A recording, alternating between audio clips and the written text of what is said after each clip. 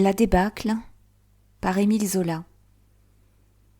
Partie 8 du livre audio, chapitre 5 de la deuxième partie. Sur le plateau de l'Algérie, à 10 heures, la compagnie Baudouin était toujours couchée parmi les choux, dans le champ dont elle n'avait pas bougé depuis le matin. Les feux croisés des batteries du Hatois et de la presqu'île d'Ige, qui redoublaient de violence, venaient encore de lui tuer 2 hommes. Et aucun ordre de marcher en avant n'arrivait. Allait-on passer la journée là, à se laisser mitrailler, sans se battre? Même les hommes n'avaient plus le soulagement de décharger leurs chasse-peau. Le capitaine Baudouin était parvenu à faire cesser le feu, cette furieuse et inutile fusillade contre le petit bois d'en face, où pas un Prussien ne paraissait être resté. Le soleil devenait accablant, on brûlait, ainsi allongé par terre, sous le ciel en flammes. Jean, qui se tourna, fut inquiet de voir que Maurice avait laissé tomber sa tête, la joue contre le sol, les yeux fermés. Il était très pâle, la face immobile. « Eh bien, quoi donc ?» Mais, simplement, Maurice s'était endormi. L'attente, la fatigue l'avaient terrassé, malgré la mort qui volait de toutes parts. Et il s'éveilla brusquement, ouvrit de grands yeux calmes, où reparut aussitôt l'effarement trouble de la bataille. Jamais il ne put savoir combien de temps il avait sommeillé. Il lui semblait sortir d'un néant infini et délicieux. « Tiens, est-ce drôle ?» murmura-t-il. « J'ai dormi. Ah, ça m'a fait du bien. » En effet, il sentait moins, à ses tempes et à ses côtes, le douloureux serrement, cette ceinture de la peur dont craquent les os. Il plaisanta la poule qui, depuis la disparition de Chouteau et de Loubet, s'inquiétait d'eux, parlait d'aller les chercher. Une riche idée, pour se mettre à l'abri derrière un arbre et fumer une pipe. Pache prétendait qu'on les avait gardés à l'ambulance, où les brancardiers manquaient. Encore un métier pas commode que d'aller ramasser les blessés, sous le feu. Puis, tourmenté des superstitions de son village, il ajouta que ça ne portait pas chance de toucher aux morts. On en mourait. « Taisez-vous donc, tonnerre de Dieu !» cria le lieutenant Rochas. « Est-ce qu'on meurt ?» Sur son grand cheval, le colonel de Vineuil avait tourné la tête, et il eut un sourire, le seul depuis le matin. Puis il retomba dans son immobilité, toujours impassible sous les obus, attendant des ordres. Maurice, qui s'intéressait maintenant aux brancardiers, suivait leurs recherches dans les plis de terrain. Il devait y avoir, au bout du chemin creux, derrière un talus, une ambulance volante de premiers secours, dont le personnel s'était mis à explorer le plateau. Rapidement, on dressait une tente, tandis qu'on déballait du fourgon le matériel nécessaire, les quelques outils, les appareils, le linge, de quoi procéder à des pansements hâtifs avant de diriger les blessés sur Sedan. Au fur et à mesure qu'on pouvait se procurer des voitures de transport qui bientôt allaient manquer. Il n'y avait là que des aides, et c'étaient surtout les brancardiers qui faisaient preuve d'un héroïsme têtu et sans gloire. On les voyait, vêtus de gris, avec la croix rouge de leurs casquettes et de leurs brassards, se risquer lentement, tranquillement, sous les projectiles, jusqu'aux endroits où étaient tombés des hommes. Ils se traînaient sur les genoux, tâchaient de profiter des fossés, des haies, de tous les accidents de terrain, sans mettre de la vantardise à s'exposer inutilement. Puis, dès qu'ils trouvaient des hommes par terre, leur dure besogne commençait, car beaucoup étaient évanouis, et il fallait reconnaître les blessés des morts. Les uns étaient restés sur la face, la bouche dans une mare de sang, en train d'étouffer. Les autres avaient la gorge pleine de boue, comme s'ils venaient de mordre la terre. D'autres gisaient, jetés pêle-mêle, en tas, les bras et les jambes contractés, la poitrine écrasée à demi. Soigneusement, les brancardiers dégageaient, ramassaient ceux qui respiraient encore, allongeant leurs membres, leur soulevant la tête, qu'ils nettoyaient le mieux possible. Chacun d'eux avait un bidon d'eau fraîche, dont il était très avare, Et souvent on pouvait ainsi les voir à genoux pendant de longues minutes, s'efforçant de ranimer un blessé, attendant qu'il eût rouvert les yeux. À une 50aine de mètres, sur la gauche, Maurice en regarda un qui tâchait de reconnaître la blessure d'un petit soldat dont une manche laissait couler un filet de sang, goutte à goutte. Il y avait là une hémorragie que l'homme à la Croix-Rouge finit par trouver et par arrêter en comprimant l'artère. Dans les cas pressants, il donnait de la sorte les premiers soins, évitait les faux mouvements pour les fractures, bandait et immobilisait les membres, de façon à rendre sans danger le transport. Et ce transport enfin devenait la grande affaire. Il soutenait ceux qui pouvaient marcher, portait les autres, dans leurs bras, ainsi que des petits-enfants, ou bien à califourchon sur leur dos, les mains ramenées autour de leur cou. Ou bien encore, il se mettait à 2, à 3, à 4, selon la difficulté, leur faisait un siège de leurs poings unis, les emportait couchés, par les jambes et par les épaules. En dehors des brancards réglementaires, c'était aussi toutes sortes d'inventions ingénieuses, de brancards improvisés avec des fusils, liés à l'aide de bretelles de sac. Et, de partout, dans la plaine rase que labouraient les obus, on les voyait, isolés ou en groupe, qui filaient avec leurs fardeaux, baissant la tête, tâtant la terre du pied, d'un héroïsme prudent et admirable.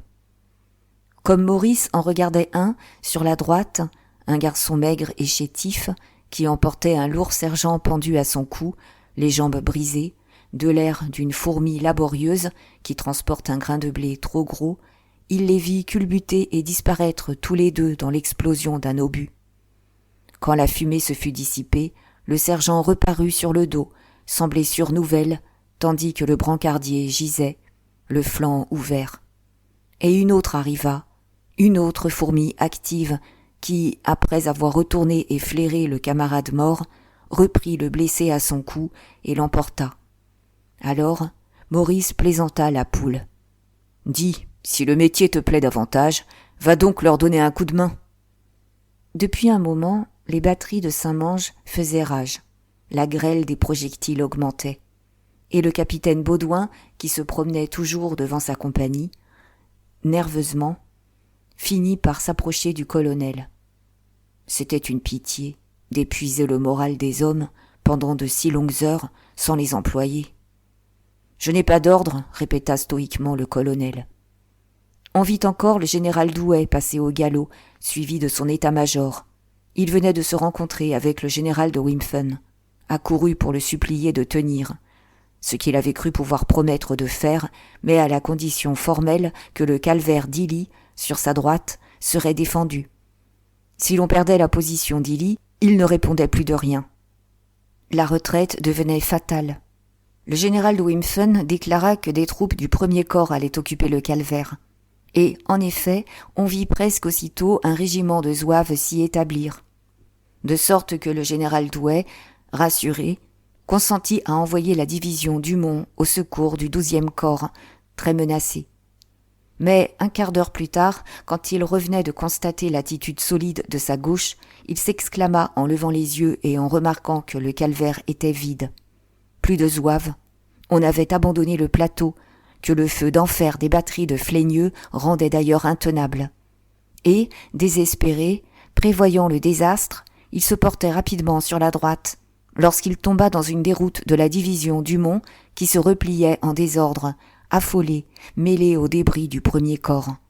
Ce dernier, après son mouvement de retraite, n'avait pu reconquérir ses positions du matin, laissant Denis au 12e corps saxon et Givonne à la garde prussienne, forcé de remonter vers le nord, à travers le bois de la Garenne, canonné par les batteries que l'ennemi installait sur toutes les crêtes, d'un bout à l'autre du vallon. Le terrible cercle de fer et de flammes se resserrait. Une partie de la garde continuait sa marche sur Illy, de l'est à l'ouest, en tournant les coteaux. Tandis que, de l'ouest à l'est, derrière le 11e corps, maître de Saint-Mange, le 5e cheminait toujours, dépassait Fleigneux, portait sans cesse ses canons plus en avant, avec une impudente témérité, si convaincu de l'ignorance et de l'impuissance des troupes françaises qu'il n'attendait même pas l'infanterie pour les soutenir. Il était midi. L'horizon entier s'embrasait, tonnant, croisant les feux sur le 7e et le 1er corps.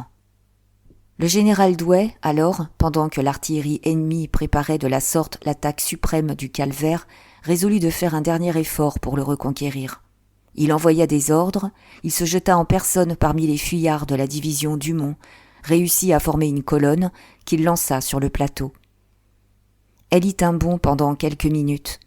Mais les balles sifflaient si dru, une telle trombe d'obus balayait les champs vides, sans un arbre, que la panique tout de suite se déclara, remportant les hommes le long des pentes, les roulant ainsi que des pailles surprises par un orage. Et le général s'entêta, fit avancer d'autres régiments. Une estafette, qui passait au galop, cria au colonel de Vineuil un ordre dans l'effrayant vacarme. Déjà, le colonel était debout sur les étriers, la face ardente, et, d'un grand geste de son épée, montrant le calvaire. « Enfin, mes enfants, c'est notre tour. En avant, là-haut !» Le 106e, entraîné, s'ébranla. Une des premières, la compagnie Baudouin, s'était mise debout, au milieu des plaisanteries, les hommes disant qu'ils étaient rouillés, qu'ils avaient de la terre dans les jointures. Mais, dès les premiers pas, on dut se jeter au fond d'une tranchée abri qu'on rencontra, tellement le feu devenait vif, et l'on fila en pliant l'échine. « Mon petit, répétait Jean à Maurice, attention, c'est le coup de chien. Ne montre pas le bout de ton nez, car pour sûr, on te le démolirait. Et ramasse bien tes os sous ta peau, si tu ne veux pas en laisser en route. Ceux qui en reviendront, cette fois, seront des bons. » Maurice entendait à peine, dans le bourdonnement, la clameur de foule qui lui emplissait la tête. Il ne savait plus s'il avait peur. Il courait, emporté par le galop des autres, sans volonté personnelle, n'ayant que le désir d'en finir tout de suite. Et il était à ce point devenu un simple flot de ce torrent en marche, qu'un brusque recul s'étant produit à l'extrémité de la tranchée, devant les terrains nus qu'il restait à gravir, il avait aussitôt senti la panique le gagner, prêt à prendre la fuite. C'était en lui l'instinct débridé, une révolte des muscles, obéissant aux souffles épars. Des hommes déjà retournaient en arrière, lorsque le colonel se précipita. « Voyons, mes enfants, vous ne me ferez pas cette peine, vous n'allez pas vous conduire comme des lâches. Souvenez-vous, jamais le 106e n'a reculé. Vous seriez les premiers à salir notre drapeau. » Il poussait son cheval, barrait le chemin aux fuyards, trouvait des paroles pour chacun, parlait de la France, d'une voix où tremblaient des larmes.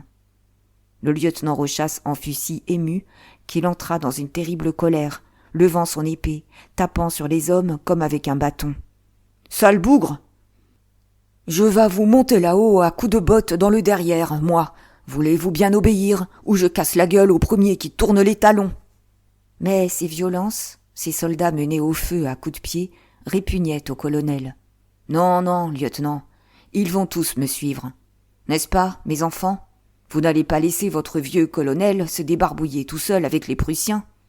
En avant, là-haut !» Et il partit, et tous en effet le suivirent, tellement il avait dit cela en brave homme de père qu'on ne pouvait abandonner sans être des pas grand-chose. Lui seul, du reste, traversa tranquillement les champs nus sur son grand cheval, tandis que les hommes s'éparpillaient, se jetaient en tirailleurs, profitant des moindres abris. Les terrains montaient. Il y avait bien 500 mètres de chaume et de carrés de betteraves avant d'atteindre le calvaire. Au lieu de l'assaut classique, tel qu'il se passe dans les manœuvres, par lignes correctes, on ne vit bientôt que des dos arrondis qui filaient au ras de terre, des soldats isolés ou par petits groupes, rampant, sautant soudain ainsi que des insectes, gagnant la crête à force d'agilité et de ruse. Les batteries ennemies avaient dû les voir. Les obus labouraient le sol, si fréquents que les détonations ne cessaient point. 5 hommes furent tués.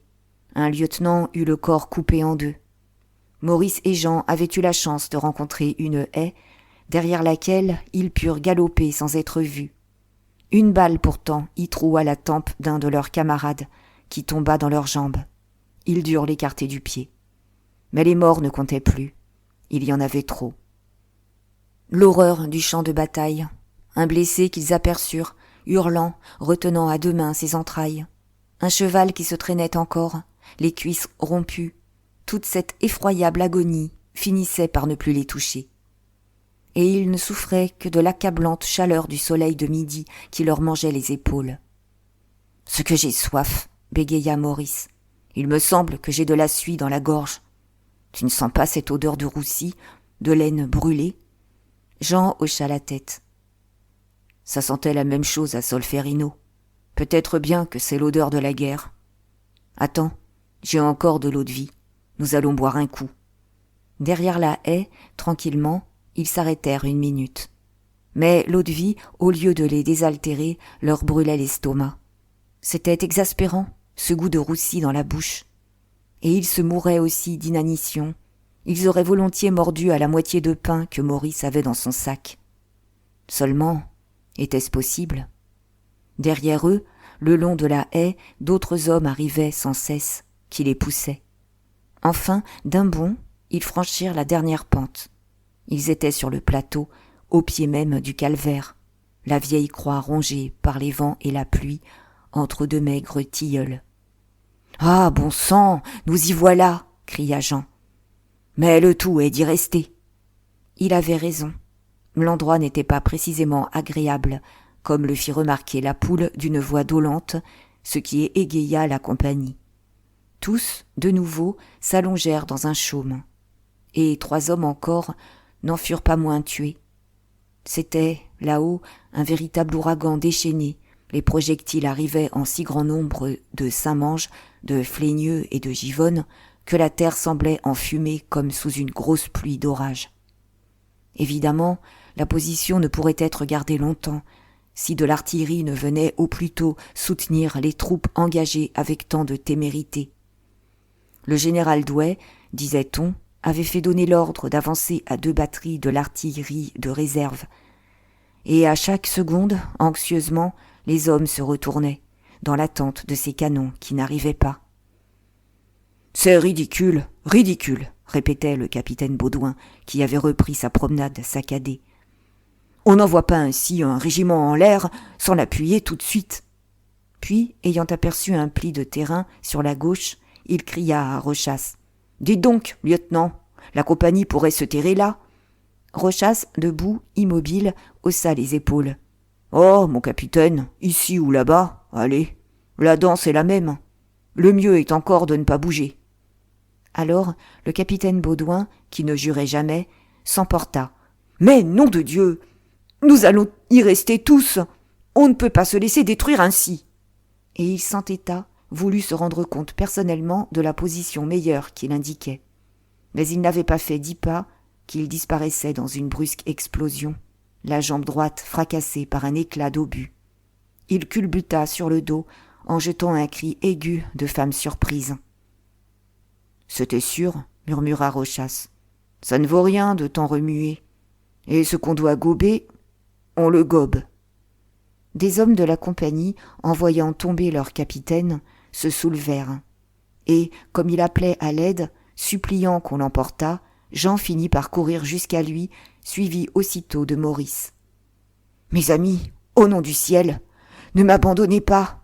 Emportez-moi à l'ambulance. »« Dame, mon capitaine, ce n'est guère commode, on peut toujours essayer. » Déjà, ils se concertaient pour savoir par quel bout le prendre, lorsqu'ils aperçurent, abrités derrière la haie qu'ils avaient longée, 2 brancardiers qui paraissaient attendre de la besogne.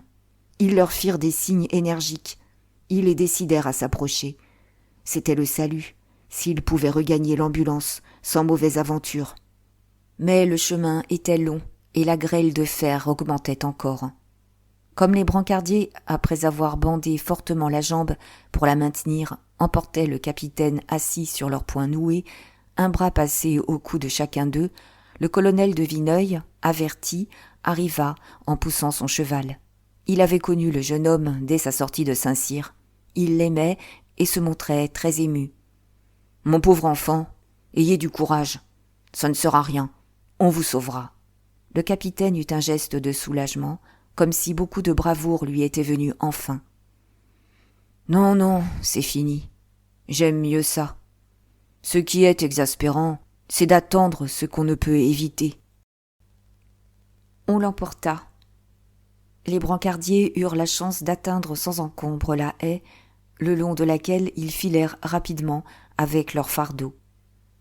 Lorsque le colonel les vit disparaître derrière le bouquet d'arbres où se trouvait l'ambulance, il eut un soupir de soulagement. « Mais, mon colonel, » cria soudain Maurice, « vous êtes blessé, vous aussi ?» Il venait d'apercevoir la botte gauche de son chef couverte de sang. Le talon avait dû être arraché, et un morceau de la tige était même entré dans les chairs. Monsieur de Vineuil se pencha tranquillement sur la selle, regarda un instant son pied, qui devait le brûler, et pesait lourd, au bout de sa jambe.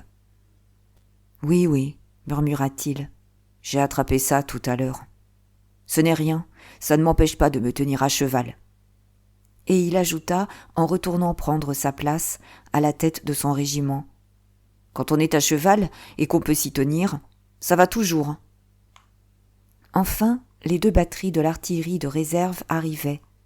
Ce fut pour les hommes anxieux un soulagement immense, comme si ces canons étaient le rempart, le salut, la foudre qui allait faire taire, là-bas, les canons ennemis.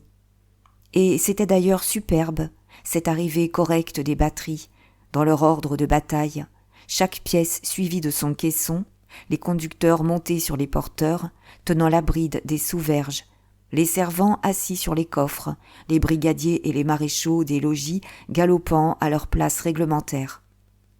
On les aurait dit à la parade, soucieux de conserver leur distance, tandis qu'ils s'avançaient d'un train fou, au travers des chaumes, avec un sourd grondement d'orage.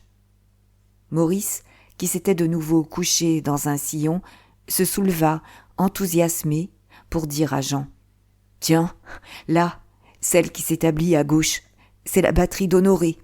Je reconnais les hommes. » D'un revers de main, Jean l'avait déjà rejeté sur le sol. « Allonge-toi donc et fais le mort !» Mais tous deux, la joue collée à la terre, ne perdirent plus de vue la batterie. Très intéressés par la manœuvre, le cœur battant à grands coups de voir la bravoure calme et active de ces hommes dont ils attendaient encore la victoire. Brusquement, à gauche, sur une crête nue, la batterie venait de s'arrêter. Et ce fut l'affaire d'une minute. Les servants sautèrent des coffres, décrochèrent les avant-trains, les conducteurs laissèrent les pièces en position, firent exécuter un demi-tour à leurs bêtes pour se porter à 15 mètres en arrière, face à l'ennemi, immobile. Déjà, les 6 pièces étaient braquées, espacées largement, accouplées en 3 sections que des lieutenants commandaient, toutes les 6 réunies sous les ordres d'un capitaine maigre et très long qui jalonnait fâcheusement le plateau. Et l'on entendit ce capitaine crier, après qu'il eut rapidement fait son calcul.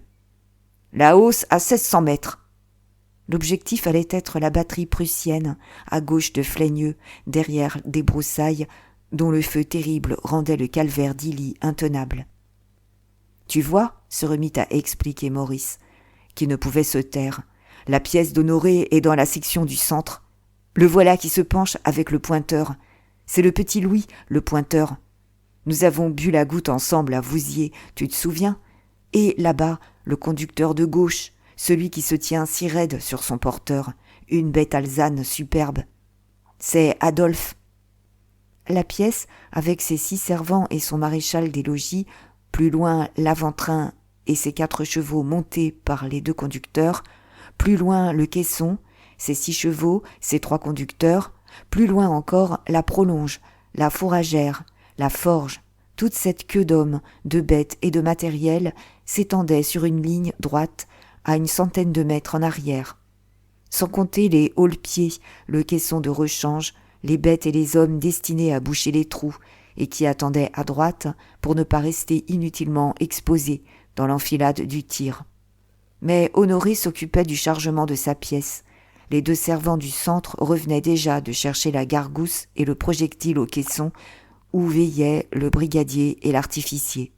Et, tout de suite, les 2 servants de la bouche, après avoir introduit la gargousse, la charge de poudre enveloppée de serge, qu'ils poussèrent soigneusement à l'aide du refouloir, glissèrent de même l'obus, dont les ailettes grinçaient le long des rainures. Vivement, l'aide-pointeur, ayant mis la poudre à nu d'un coup de dégorgeoir, enfonça les toupilles dans la lumière, et Honoré voulut pointer lui-même ce premier coup, à demi couché sur la flèche, manœuvrant la vis de réglage pour trouver la portée, indiquant la direction d'un petit geste continu de la main au pointeur qui, en arrière, armé du levier, poussait insensiblement la pièce plus à droite ou plus à gauche. « Ça doit y être, » dit-il en se relevant. Le capitaine, son grand corps plié en deux, vint vérifier la hausse. À chaque pièce, l'aide-pointeur tenait en main la ficelle, prêt à tirer le rugueux, la lame en dents de scie qui allumait le fulminate. Et les ordres furent criés, par numéro, lentement. « Première pièce, feu ! Deuxième pièce, feu !» Les 6 coups partirent. Les canons reculèrent, furent ramenés, pendant que les maréchaux des logis constataient que leur tir était beaucoup trop court. Ils le réglèrent, et la manœuvre recommença, toujours la même, et c'était cette lenteur précise, ce travail mécanique fait avec sang-froid qui maintenait le moral des hommes. La pièce, la bête aimée, groupait autour d'elle une petite famille, que resserrait une occupation commune. Elle était le lien, le souci unique, tout existait pour elle, le caisson, les voitures, les chevaux, les hommes. De là venait la grande cohésion de la batterie entière, une solidité et une tranquillité de bon ménage. Parmi le 106e, des acclamations avaient accueilli la première salve. Enfin, on allait donc leur clouer le bec au canon prussien. Tout de suite, il y eut pourtant une déception, lorsqu'on se fut aperçu que les obus restaient en chemin, éclataient pour la plupart en l'air avant d'avoir atteint les broussailles, là-bas, où se cachait l'artillerie ennemie. « Honoré, reprit Maurice, dit que les autres sont des clous, à côté de la sienne. Ah, la sienne, il coucherait avec, jamais on n'en trouvera la pareille. Vois donc de quel œil il la couve, et comme il l'a fait essuyer pour qu'elle n'ait pas trop chaud. » Il plaisantait avec Jean, tous deux ragaillardis par cette belle bravoure calme des artilleurs. Mais, en 3 coups, les batteries prussiennes venaient de régler leurs tirs. D'abord trop long, il était devenu d'une telle précision que les obus tombaient sur les pièces françaises, tandis que celles-ci, malgré les efforts pour allonger la portée, n'arrivaient toujours pas. Un des servants d'Honoré, celui de la bouche à gauche, fut tué. On poussa le corps, le service continua avec la même régularité soigneuse, sans plus de hâte. De toutes parts, les projectiles pleuvaient, éclataient, et c'était, autour de chaque pièce, les mêmes mouvements méthodiques, la gargousse et l'obus introduits, la hausse réglée, le coup tiré, les roues ramenées, comme si ce travail avait absorbé les hommes au point de les empêcher de voir et d'entendre. Mais ce qui frappa surtout Maurice, ce fut l'attitude des conducteurs, à 15 mètres en arrière, raidis sur leurs chevaux face à l'ennemi. Adolphe était là, large de poitrine, avec ses grosses moustaches blondes dans son visage rouge. Et il fallait vraiment un fier courage pour ne pas même battre des yeux, à regarder ainsi les obus venir droit sur soi, sans avoir seulement l'occupation de mordre ses pouces pour se distraire. Les servants qui travaillaient, eux, avaient de quoi penser à autre chose, tandis que les conducteurs, immobiles, ne voyaient que la mort, avec tout le loisir d'y songer et de l'attendre. On les obligeait de faire face à l'ennemi, parce que, s'ils avaient tourné le dos, l'irrésistible besoin de fuite aurait pu emporter les hommes et les bêtes. À voir le danger, on le brave. Il n'y a pas d'héroïsme plus obscur ni plus grand. Un homme encore venait d'avoir la tête emportée. 2 chevaux d'un caisson râlaient, le ventre ouvert, et le tir ennemi continuait, tellement meurtrier que la batterie entière allait être démontée si l'on s'entêtait sur la même position. Il fallait dérouter ce tir terrible, malgré les inconvénients d'un changement de place. Le capitaine n'hésita plus, cria l'ordre. Amenez les avant-trains !» Et la dangereuse manœuvre s'exécuta avec une rapidité foudroyante. Les conducteurs refirent leur demi-tour, ramenant les avant-trains que les servants raccrochèrent aux pièces. Mais, dans ce mouvement, ils avaient développé un front étendu, ce dont l'ennemi profitait pour redoubler son feu. 3 hommes encore y restèrent.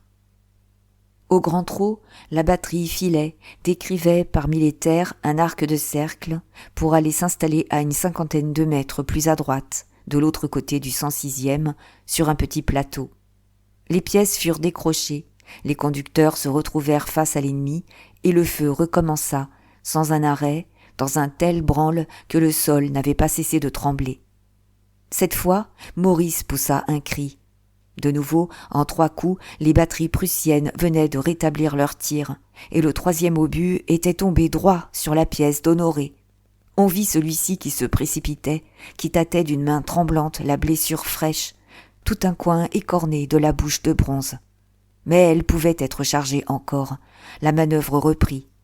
Après qu'on eut débarrassé les roues du cadavre d'un autre servant, dont le sang avait éclaboussé l'affût.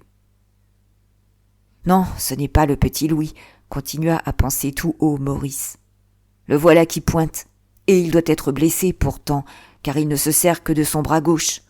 Ah, ce petit Louis, dont le ménage allait si bien avec Adolphe, à la condition que le servant, l'homme à pied, malgré son instruction plus grande, serait l'humble valet du conducteur, l'homme à cheval. » Jean, qui se taisait, l'interrompit d'un cri d'angoisse. « Jamais ils ne tiendront, c'est foutu !» En effet, cette seconde position, en moins de 5 minutes, était devenue aussi intenable que la première. Les projectiles pleuvaient, avec la même précision. Un obus brisa une pièce, tua un lieutenant et 2 hommes. Pas un des coups n'était perdu, à ce point que, si l'on s'obstinait là davantage, il ne resterait bientôt plus ni un canon, ni un artilleur. C'était un écrasement balayant tout. Alors, le cri du capitaine retentit une seconde fois. « Amenez-les avant-train !» La manœuvre recommença. Les conducteurs galopèrent, refirent demi-tour pour que les servants puissent raccrocher les pièces. Mais, cette fois, pendant le mouvement, un éclat troua la gorge, arracha la mâchoire de Louis, qui tomba en travers de la flèche qu'il était en train de soulever. Et comme Adolphe arrivait, au moment où la ligne des attelages se présentait de flanc, une bordée furieuse s'abattit. Il culbuta, la poitrine fendue, les bras ouverts. Dans une dernière convulsion, il avait pris l'autre. Ils restèrent embrassés, farouchement tordus, mariés jusque dans la mort. Déjà, malgré les chevaux tués, malgré le désordre que la bordée meurtrière avait jeté parmi les rangs, toute la batterie remontait une pente, venait s'établir plus en avant, à quelques mètres de l'endroit où Maurice et Jean étaient couchés.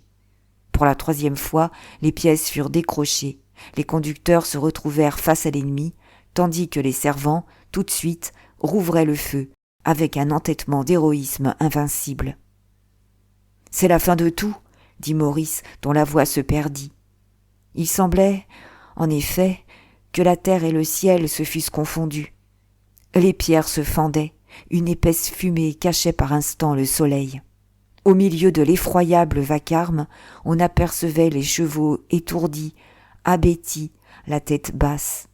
Partout, le capitaine apparaissait, trop grand. Il fut coupé en 2. Il se cassa et tomba comme la hampe d'un drapeau.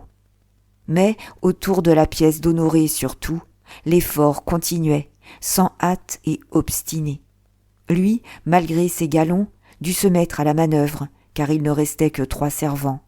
Il pointait, tirait le rugueux, pendant que les 3 allaient au caisson, chargeaient, maniaient l'écouvillon et le refouloir. On avait fait demander des hommes et des chevaux haut le pied pour boucher les trous creusés par la mort. Et il tardait à venir, il fallait se suffire en attendant. La rage était qu'on n'arrivait toujours pas, que les projectiles lancés éclataient presque tous en l'air, sans faire grand mal à ces terribles batteries adverses, dont le feu était si efficace. Et, brusquement, Honoré poussa un juron qui domina le bruit de la foudre. Toutes les malchances, la roue droite de sa pièce venait d'être broyée. Tonnerre de Dieu, une patte cassée, la pauvre bougresse fichue sur le flanc, son nez par terre, bancale et bonne à rien. Il en pleurait de grosses larmes. Il lui avait pris le cou entre ses mains égarées, comme s'il avait voulu la remettre d'aplomb par la seule chaleur de sa tendresse. Une pièce qui était la meilleure, qui était la seule à avoir envoyé quelques obus là-bas. Puis, une résolution folle l'envahit, celle de remplacer la roue immédiatement, sous le feu. Lorsque, aidé d'un servant, il fut allé lui-même chercher dans la prolonge une roue de rechange, la manœuvre de force commença, la plus dangereuse qui pût être faite sur le champ de bataille. Heureusement, les hommes et les chevaux haut le pied avaient fini par arriver. Deux nouveaux servants donnèrent un coup de main. Cependant, une fois encore, la batterie était démontée. On ne pouvait pousser plus loin la folie héroïque. L'ordre allait être crié de se replier définitivement. « Dépêchons, camarades !» répétait Honoré. « Nous l'emmènerons au moins, et ils ne l'auront pas. » C'était son idée, sauver sa pièce, ainsi qu'on sauve le drapeau. Et il parlait encore lorsqu'il fut foudroyé, le bras droit arraché, le flanc gauche ouvert. Il était tombé sur la pièce. Il y resta comme étendu sur un lit d'honneur, la tête droite, la face intacte et belle de colère, tournée là-bas, vers l'ennemi. Par son uniforme déchiré, venait de glisser une lettre que ses doigts crispés avaient prise et que le sang tachait, goutte à goutte. Le seul lieutenant qui ne fut pas mort jeta le commandement. « Amenez les avant-trains !» Un caisson avait sauté, avec un bruit de pièces d'artifice qui fusent et éclatent. On dut se décider à prendre les chevaux d'un autre caisson pour sauver une pièce dont l'attelage était par terre. Et, cette dernière fois, quand les conducteurs eurent fait demi-tour et qu'on eut raccroché les 4 canons qui restaient, on galopa, on ne s'arrêta qu'à 1 millier de mètres, derrière les premiers arbres du bois de la Garenne. Maurice avait tout vu. Il répétait, avec un petit grelottement d'horreur, d'une voix machinale.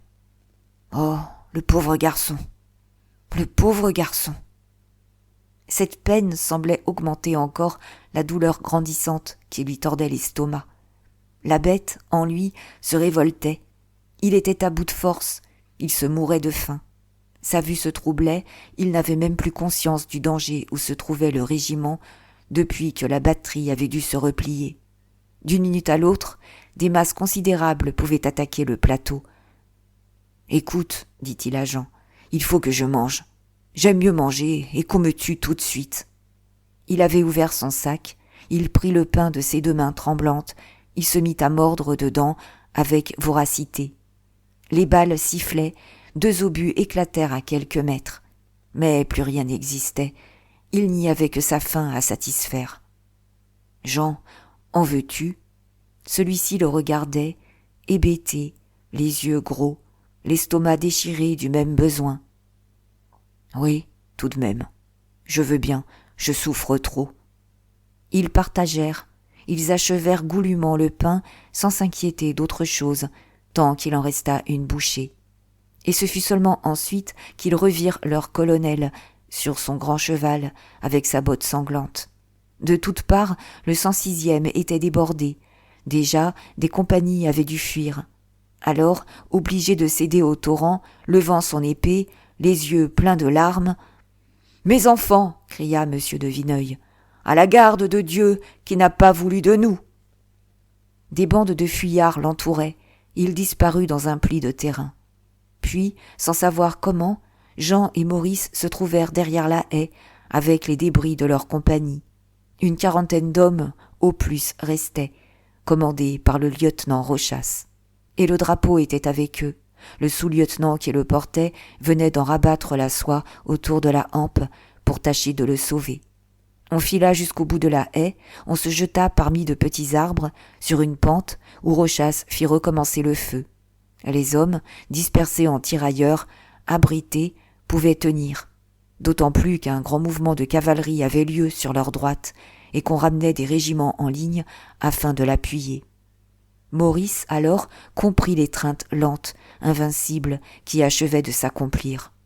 Le matin, il avait vu les Prussiens déboucher par le défilé de Saint-Albert, gagner Saint-Mange, puis Fleigneux. Et maintenant, derrière le bois de la Garenne, il entendait tonner les canons de la garde. Il commençait à apercevoir d'autres uniformes allemands qui arrivaient par les coteaux de Givonne. Encore quelques minutes, et le cercle se fermerait, et la garde donnerait la main au 5e corps, enveloppant l'armée française d'un mur vivant, d'une ceinture foudroyante d'artillerie. Ce devait être dans la pensée désespérée de faire un dernier effort, de chercher à rompre cette muraille en marche, qu'une division de la cavalerie de réserve, celle du général Marguerite, se massait derrière un pli du terrain, prête à charger. On allait charger à la mort, sans résultat possible, pour l'honneur de la France. Et Maurice, qui pensait à Prosper, assista au terrible spectacle. Depuis le petit jour, Prosper ne faisait que pousser son cheval dans des marches et des contre-marches continuelles, d'un bout à l'autre du plateau d'Illy. On les avait réveillés à l'aube, homme par homme, sans sonnerie, et, pour le café, il s'était ingénié à envelopper chaque feu d'un manteau afin de ne pas donner l'éveil aux Prussiens. Puis, ils n'avaient plus rien su.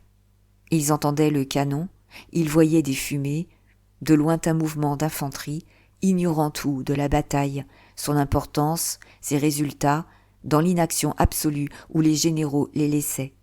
Prosper, lui, tombait de sommeil. C'était la grande souffrance, les nuits mauvaises, la fatigue amassée, une somnolence invincible au bercement du cheval. Il avait des hallucinations, se voyait par terre, ronflant sur un matelas de cailloux, rêvait qu'il était dans un bon lit, avec des draps blancs. Pendant des minutes, il s'endormait réellement sur la selle, n'était plus qu'une chose en marche, emportée au hasard du trot. Des camarades, parfois, avaient ainsi culbuté de leurs bêtes. On était si las que les sonneries ne les réveillaient plus, et il fallait les mettre debout, les tirer de ce néant à coups de pied. « Mais qu'est-ce qu'on fiche ? Qu'est-ce qu'on fiche de nous ?» répétait Prosper pour secouer cette torpeur irrésistible. Le canon tonnait depuis 6 heures. En montant sur un coteau, il avait eu 2 camarades tués par un obus à côté de lui. Et, plus loin, 3 autres encore étaient restés par terre, la peau trouée de balles, sans qu'on pût savoir d'où elles venaient. C'était exaspérant, cette promenade militaire inutile et dangereuse, au travers du champ de bataille. Enfin, vers 1 heure, il comprit qu'on se décidait à les faire tuer au moins proprement. Toute la division Marguerite, 3 régiments de chasseurs d'Afrique, 1 de chasseurs de France et 1 de hussards, venaient d'être réunis dans un pli de terrain un peu au-dessous du calvaire, à gauche de la route. Les trompettes avaient sonné « Pied à terre !» et le commandement des officiers retentit « Sanglez les chevaux, assurez les pactages !» Descendu de cheval, Prosper s'étira, flatta Zéphir de la main. Ce pauvre Zéphir, il était aussi abruti que son maître, éreinté du bête de métier qu'on lui faisait faire. Avec ça, il portait un monde, le linge dans les fontes et le manteau roulé par-dessus, la blouse, le pantalon, le bissac avec les objets de pansage derrière la selle, et en travers encore le sac des vivres, sans compter la peau de bouc, le bidon, la gamelle. Une pitié tendre noyait le cœur du cavalier, tandis qu'il serrait les sangles et qu'il s'assurait que tout cela tenait bien. Ce fut un rude moment. Prosper, qui n'était pas plus poltron qu'un autre, alluma une cigarette, tant il avait la bouche sèche. Quand on va charger, chacun peut se dire « Cette fois, j'y reste ». Cela dura bien 5 ou 6 minutes. On racontait que le général Marguerite était allé en avant pour reconnaître le terrain. On attendait. Les 5 régiments s'étaient formés en 3 colonnes. Chaque colonne avait 7 escadrons de profondeur, de quoi donner à manger aux canons. Tout d'un coup, les trompettes sonnèrent. « À cheval !» Et presque aussitôt, une autre sonnerie éclata. « Sabre à la main !» Le colonel de chaque régiment avait déjà galopé, prenant sa place de bataille à 25 mètres en avant du front. Les capitaines étaient à leur poste, en tête de leurs hommes. Et l'attente recommença, dans un silence de mort. Plus un bruit, plus un souffle sous l'ardent soleil. Les cœurs seuls battaient. Un ordre encore, le dernier, et cette masse immobile allait s'ébranler, se ruer d'un train de tempête. Mais, à ce moment, sur la crête du coteau, un officier parut, à cheval, blessé, et que 2 hommes soutenaient. On ne le reconnut pas d'abord, puis un grondement s'éleva, roula en une clameur furieuse. C'était le général Marguerite, dont une balle venait de traverser les joues et qui devait en mourir. Il ne pouvait parler. Il agita le bras, là-bas, vers l'ennemi. La clameur grandissait toujours. « Notre général! Vengeons-le! Vengeons-le » Alors, le colonel du 1er régiment, levant en l'air son sabre, cria d'une voix de tonnerre. « Chargez !» Les trompettes sonnaient, la masse s'ébranla, d'abord au trot. Prosper se trouvait au premier rang, mais presque à l'extrémité de l'aile droite. Le grand danger est au centre, où le tir de l'ennemi s'acharne d'instinct. Lorsqu'on fut sur la crête du calvaire et que l'on commença à descendre de l'autre côté, vers la vaste plaine, il aperçut très nettement, à 1 millier de mètres, les carrés prussiens sur lesquels on les jetait. D'ailleurs, il trottait comme dans un rêve. Il avait une légèreté, un flottement d'être endormi, un vide extraordinaire de cervelle qui le laissait sans une idée. C'était la machine qui allait, sous une impulsion irrésistible. On répétait « Sentez la botte! Sentez la botte !» pour serrer les rangs le plus possible et leur donner une résistance de granit. Puis, à mesure que le trot s'accélérait, se changeait en galop enragé, les chasseurs d'Afrique poussaient, à la mode arabe, des cris sauvages qui affolaient leur monture. Bientôt, ce fut une course diabolique, un train d'enfer, ce furieux galop, ces hurlements féroces que le crépitement des balles accompagnait d'un bruit de grêle, en tapant sur tout le métal, les gamelles, les bidons, le cuivre des uniformes et des harnais. Dans cette grêle passait l'ouragan de vent et de foudre dont le sol tremblait, laissant au soleil une odeur de laine brûlée et de fauve en sueur. À 500 mètres, Prosper culbuta, sous un remous effroyable qui emportait tout. Il saisit Zéphyr à la crinière, put se remettre en selle. Le centre criblé, enfoncé par la fusillade, venait de fléchir, tandis que les 2 ailes tourbillonnaient, se repliaient pour reprendre leur élan. C'était l'anéantissement fatal et prévu du 1er escadron. Les chevaux tués barraient le terrain, les uns foudroyés du coup, les autres se débattant dans une agonie violente. Et l'on voyait les cavaliers démontés courir de toute la force de leurs petites jambes, cherchant un cheval. Déjà, les morts semaient la plaine. Beaucoup de chevaux libres continuaient de galoper, revenaient d'eux-mêmes à leur place de combat, pour retourner au feu d'un train fou, comme attirés par la poudre. La charge fut reprise. Le 2e escadron s'avançait dans une furie grandissante. Les hommes couchés sur l'encolure, tenant le sabre au genou, prêts à sabrer. 200 mètres encore furent franchis au milieu de l'assourdissante clameur de tempête. Mais, de nouveau, sous les balles, le centre se creusait, les hommes et les bêtes tombaient, arrêtaient la course de l'inextricable embarras de leurs cadavres. Et le 2e escadron fut ainsi fauché à son tour, anéanti, laissant la place à ceux qui le suivaient. Alors, dans l'entêtement héroïque, lorsque la 3e charge se produisit, Prosper se trouva mêlé à des hussards et à des chasseurs de France. Les régiments se confondaient. Ce n'était plus qu'une vague énorme qui se brisait et se reformait sans cesse pour remporter tout ce qu'elle rencontrait. Il n'avait plus notion de rien. Il s'abandonnait à son cheval, ce brave Zéphyr qu'il aimait tant et qu'une blessure à l'oreille semblait affoler.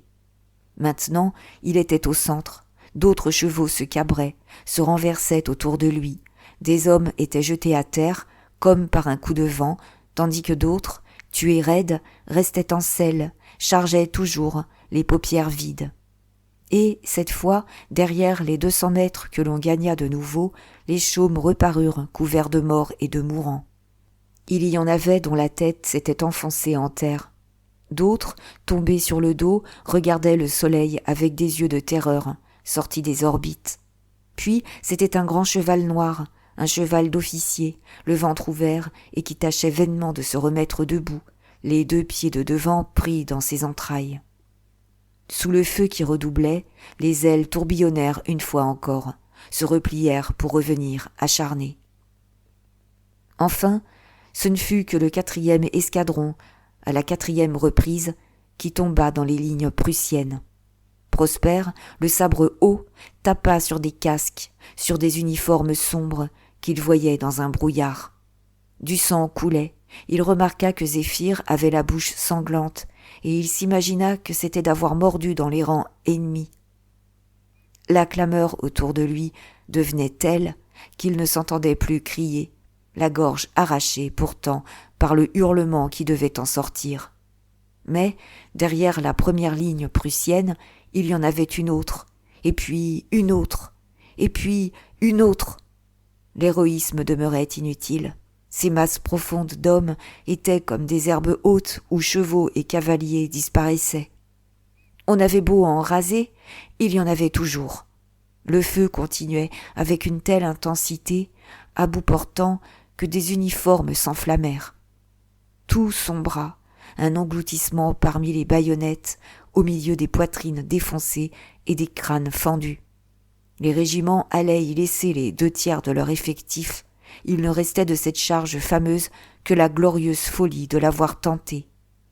Et, brusquement, Zéphyr, atteint d'une balle en plein poitrail, s'abattit, écrasant sous lui la hanche droite de Prosper, dont la douleur fut si vive qu'il perdit connaissance. Maurice et Jean, qui avaient suivi l'héroïque galop des escadrons, eurent un cri de colère. « Tonnerre de Dieu, ça ne sert à rien d'être brave !» Et ils continuèrent à décharger leurs chasse-peaux, accroupis derrière les broussailles du petit mamelon où ils se trouvaient en tirailleurs. Rochas lui-même, qui avait ramassé un fusil, faisait le coup de feu. Mais le plateau d'Illy était bien perdu cette fois. Les troupes prussiennes l'envahissaient de toutes parts. Il pouvait être environ 2 heures. La jonction s'achevait enfin. Le 5e corps et la garde venaient de se rejoindre, fermant la boucle. Jean, tout d'un coup, fut renversé. « J'ai mon affaire », bégaya-t-il. Il avait reçu, sur le sommet de la tête, comme un fort coup de marteau, et son képi, déchiré, emporté, gisait derrière lui. D'abord, il crut que son crâne était ouvert, qu'il avait la cervelle à nu. Pendant quelques secondes, il n'osa y porter la main, certain de trouver là un trou. Puis, s'étant hasardé, il ramena ses doigts rouges d'un épais flot de sang, et la sensation fut si forte qu'il s'évanouit. À ce moment, Rochas donnait l'ordre de se replier. Une compagnie prussienne n'était plus qu'à 200 ou 300 mètres. On allait être pris. « Ne vous pressez pas, retournez-vous et lâchez votre coup. Nous nous rallierons là-bas, derrière ce petit mur. » Mais Maurice se désespérait. « Mon lieutenant, nous n'allons pas laisser là notre caporal. S'il a son compte, que voulez-vous y faire ? Non, non, il respire. Emportons-le. » D'un haussement d'épaules, Rochas sembla dire qu'on ne pouvait s'embarrasser de tous ceux qui tombaient. Sur le champ de bataille, les blessés ne comptent plus. Alors, suppliant, Maurice s'adressa à Apache et à la poule. « Voyons, donnez-moi un coup de main. Je suis trop faible, à moi tout seul. » Ils ne l'écoutaient pas, ne l'entendaient pas, ne songeaient qu'à eux, dans l'instinct surexcité de la conservation.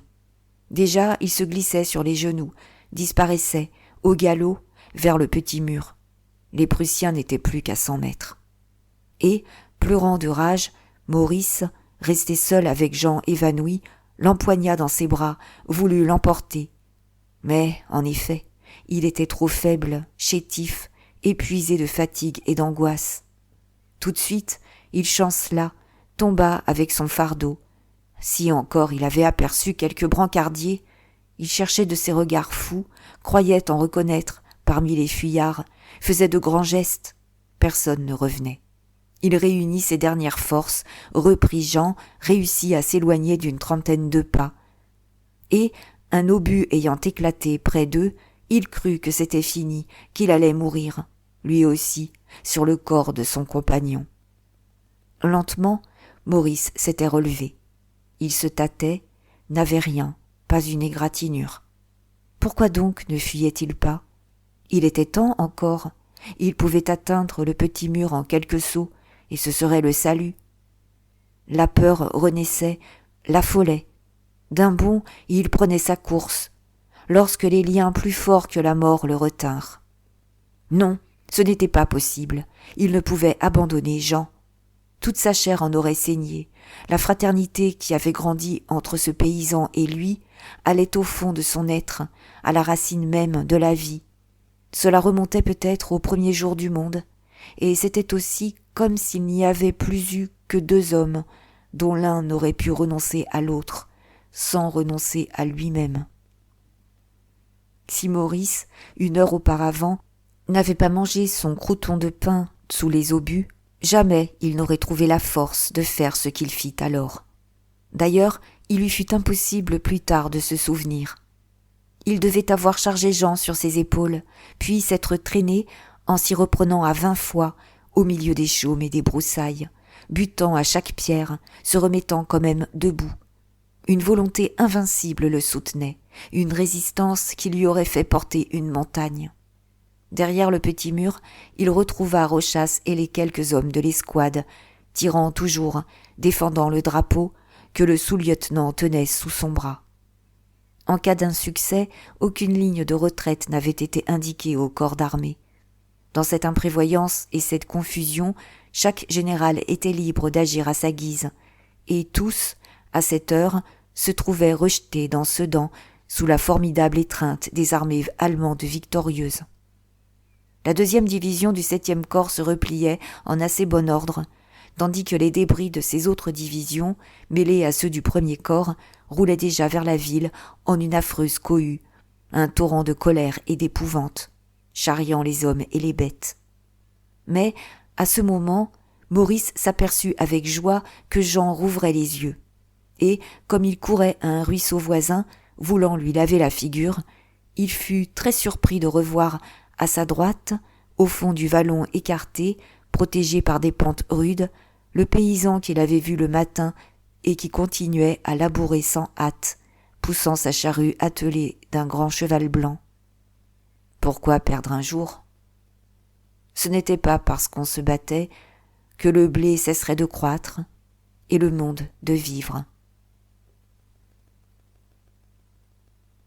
Chapitre 6. Sur la terrasse haute, où il était monté pour se rendre compte de la situation, de la Herche finit par être agité d'une nouvelle impatience de savoir.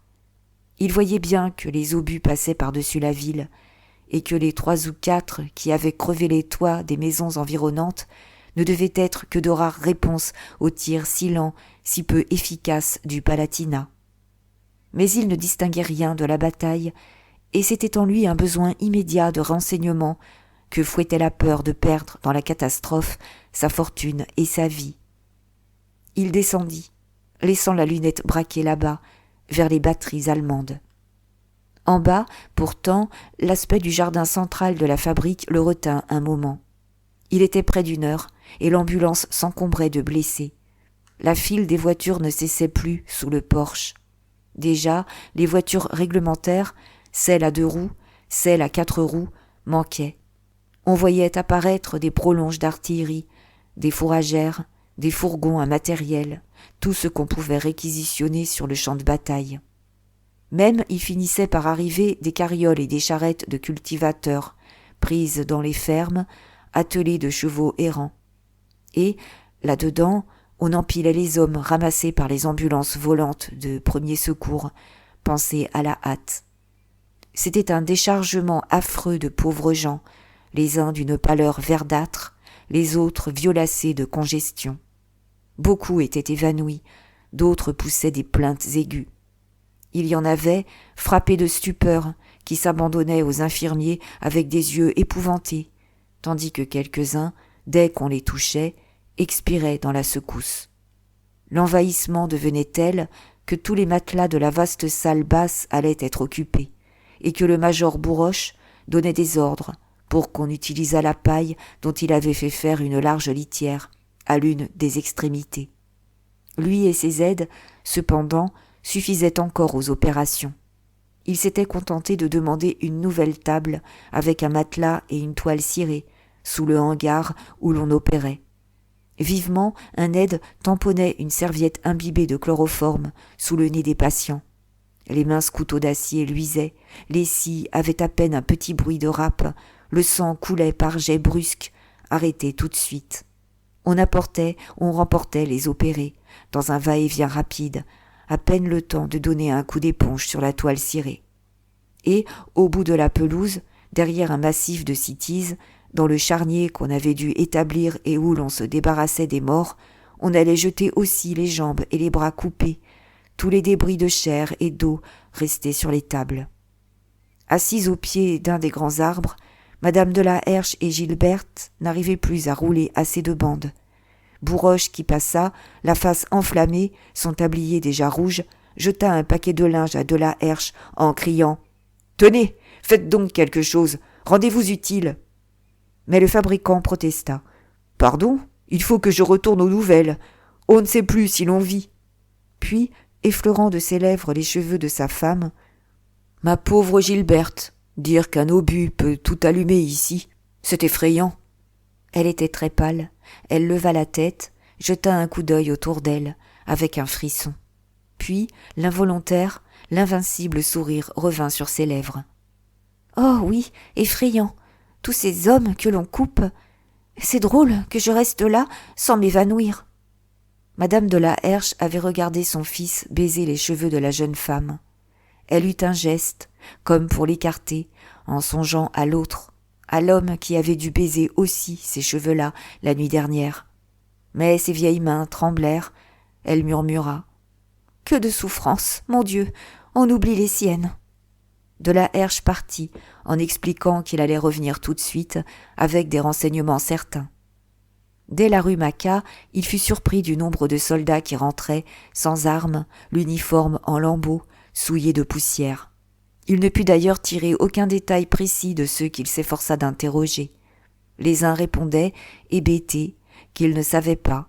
Les autres en disaient si long, dans une telle furie de gestes, une telle exaltation de paroles, qu'ils ressemblaient à des fous. Machinalement, alors, il se dirigea de nouveau vers la sous-préfecture, avec la pensée que toutes les nouvelles affluaient là. Comme il traversait la place du collège, 2 canons, sans doute les 2 seules pièces qui restaient d'une batterie, arrivèrent au galop, s'échouèrent contre un trottoir. Dans la grande rue, il dut s'avouer que la ville commençait à s'encombrer des premiers fuyards. 3 hussards démontés, assis sous une porte, se partageaient un pain. 2 autres, à petits pas, menaient leurs chevaux par la bride, ignorant à quelle écurie les conduire. Les officiers couraient éperdus, sans avoir l'air de savoir où ils allaient. Sur la place Turenne, un sous-lieutenant lui conseilla de ne pas s'attarder, car des obus y tombaient fréquemment. Un éclat venait même d'y briser la grille qui entourait la statue du grand capitaine vainqueur du Palatinat. Et en effet, comme il filait rapidement dans la rue de la sous-préfecture, il vit 2 projectiles éclater avec un fracas épouvantable sur le pont de Meuse. Il restait planté devant la loge du concierge, cherchant un prétexte pour demander et questionner un des aides de camp, lorsqu'une voix jeune l'appela. « Monsieur de la Herche, entrez vite, il ne fait pas bon dehors !» C'était Rose, son ouvrière, à laquelle il ne songeait pas. Grâce à elle, toutes les portes allaient s'ouvrir. Il entra dans la loge, consentit à s'asseoir. « Imaginez-vous que maman en est malade. Elle s'est couchée. Vous voyez, il n'y a que moi parce que papa est garde national à la citadelle. Tout à l'heure, l'empereur a voulu montrer encore qu'il était brave, et il est ressorti. Il a pu aller au bout de la rue jusqu'au pont. Un obus est même tombé devant lui. Le cheval d'un de ses écuyers a été tué. Et puis, il est revenu. N'est-ce pas? Que voulez-vous qu'il fasse? Alors, vous savez où nous en sommes? Qu'est-ce qu'ils disent, ces messieurs? Elle le regarda, étonnée. Elle restait d'une fraîcheur gaie, avec ses cheveux fins, ses yeux clairs d'enfant qui s'agitaient, empressés, au milieu de ses abominations, sans trop les comprendre. « Non, je ne sais rien. Vers midi, J'ai monté une lettre pour le maréchal de Mac-Mahon. L'empereur était avec lui. Ils sont restés près d'1 heure enfermés ensemble. Le maréchal dans son lit, l'empereur assis contre le matelas sur une chaise. Ça, je le sais, parce que je les ai vus quand on a ouvert la porte. » Alors, qu'est-ce qu'ils se disaient ? De nouveau, elle le regarda, et elle ne put s'empêcher de rire. « Mais je ne sais pas. Comment voulez-vous que je le sache ? Personne au monde ne sait ce qu'ils se sont dit. » C'était vrai. Il eut un geste pour s'excuser de sa question sotte. Pourtant, l'idée de cette conversation suprême le tracassait. Quel intérêt elle avait dû offrir ? À quelle partie avait-il pu s'arrêter ? « Maintenant, reprit Rose, l'empereur est rentré dans son cabinet et il est en conférence avec 2 généraux qui viennent d'arriver du champ de bataille. » Elle s'interrompit, jeta un coup d'œil vers le perron. « Tenez, en voici un de ces généraux, et tenez, voici l'autre. » Vivement, il sortit, reconnut le général Douai et le général Ducrot, dont les chevaux attendaient. Il les regarda se remettre en selle, puis galoper. Après l'abandon du plateau d'Illy, ils étaient accourus, chacun de son côté, pour avertir l'empereur que la bataille était perdue. Ils donnaient des détails précis sur la situation. L'armée et Sedan se trouvaient dès lors enveloppés de toutes parts. Le désastre allait être effroyable. Dans son cabinet, l'empereur se promena quelques minutes en silence, de son pas vacillant de malade. Il n'y avait plus là qu'un aide de camp, debout et muet près d'une porte. Et lui marchait toujours, de la cheminée à la fenêtre, la face ravagée, tiraillée à présent par un tic nerveux. Le dos semblait se courber davantage, comme sous l'écroulement d'un monde, tandis que l'œil mort, voilé des paupières lourdes, disait la résignation du fataliste qui avait joué et perdu contre le destin la partie dernière. Chaque fois, pourtant, qu'il revenait devant la fenêtre entr'ouverte, un tressaillement l'y arrêtait 1 seconde. À une de ces stations si courtes, il eut un geste tremblant, il murmura « Oh, ce canon qu'on entend depuis ce matin !» De là, en effet, le grondement des batteries de la Marfée et de Frénois arrivait avec une violence extraordinaire. C'était un roulement de foudre dont tremblaient les vitres et les murs eux-mêmes, un fracas obstiné, incessant, exaspérant. Et il devait songer que la lutte, désormais, était sans espoir, que toute résistance devenait criminelle. À quoi bon du sang versé encore, des membres broyés, des têtes emportées, des morts toujours, ajoutés aux morts épars dans la campagne? Puisqu'on était vaincu, que c'était fini, pourquoi se massacrer davantage? Assez d'abominations et de douleurs criaient sous le soleil. L'empereur, revenu devant la fenêtre, se remit à trembler en levant les mains. « Oh, ce canon qui ne cesse pas !» Peut-être la pensée terrible des responsabilités se levait-elle en lui, avec la vision des cadavres sanglants que ses fautes avaient couchés là-bas, par milliers. Et peut-être n'était-ce que l'attendrissement de son cœur pitoyable de rêveur, de bonhomme hanté de songeries humanitaires.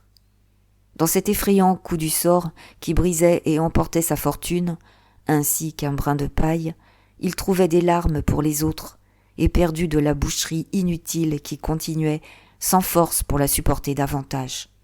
Maintenant, cette canonnade scélérate lui cassait la poitrine, redoublait son mal. « Oh, ce canon ! Faites-le taire tout de suite ! Et cet empereur qui n'avait plus de trône, ayant confié ses pouvoirs à l'impératrice régente, ce chef d'armée qui ne commandait plus, depuis qu'il avait remis au maréchal Bazaine le commandement suprême, eut alors un réveil de sa puissance, l'irrésistible besoin d'être le maître une dernière fois. Depuis Châlons, il s'était effacé, n'avait pas donné un ordre, résigné à n'être qu'une inutilité sans nom et encombrante, un paquet gênant, emporté parmi les bagages des troupes. Et il ne se réveillait empereur que pour la défaite. Le premier, le seul ordre qu'il devait donner encore, dans la pitié effarée de son cœur, allait être de hisser le drapeau blanc sur la citadelle, afin de demander un armistice. « Oh, ce canon, ce canon ! Prenez un drap, une nappe, n'importe quoi. Courez vite, dites qu'on le fasse taire. » L'aide de camp se hâta de sortir, et l'empereur continua sa marche vacillante de la cheminée à la fenêtre, pendant que les batteries tonnaient toujours, secouant la maison entière. En bas, de la Herche causait encore avec Rose lorsqu'un sergent de service accourut. « Mademoiselle, on ne trouve plus rien. Je ne puis pas mettre la main sur une bonne. Vous n'auriez pas un linge, un morceau de linge blanc. Voulez-vous une serviette ? Non, non, ce n'est pas assez grand. Une moitié de drap, par exemple. » Déjà, Rose, obligeante, s'était précipitée vers l'armoire. « Est-ce que je n'ai pas de drap coupé ? Un grand linge blanc ? Non, je ne vois rien qui fasse l'affaire. Ah, tenez, voulez-vous une nappe ? Une nappe ? Parfait. C'est tout à fait ça. » Et il ajouta, en s'en allant, « On va en faire un drapeau blanc qu'on hissera sur la citadelle pour demander la paix. Merci bien, mademoiselle. » De la Herche eut un sursaut de joie involontaire. Enfin, on allait donc être tranquille. Puis, cette joie lui parut antipatriotique. Il la réfréna, mais son cœur soulagé battait quand même, et il regarda un colonel et un capitaine suivis du sergent qui sortaient à pas précipités de la sous-préfecture. Le colonel portait, sous le bras, la nappe roulée. Il eut l'idée de les suivre. Il quitta Rose, laquelle était très fière d'avoir fourni ce linge. À ce moment, 2 heures sonnaient. Devant l'hôtel de ville, de la Herche fut bousculé par tout un flot de soldats hagards qui descendaient du faubourg de la Cassine. Il perdit de vue le colonel.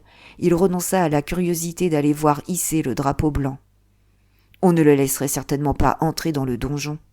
Et, d'autre part, comme il entendait raconter que des obus tombaient sur le collège, il était envahi d'une inquiétude nouvelle.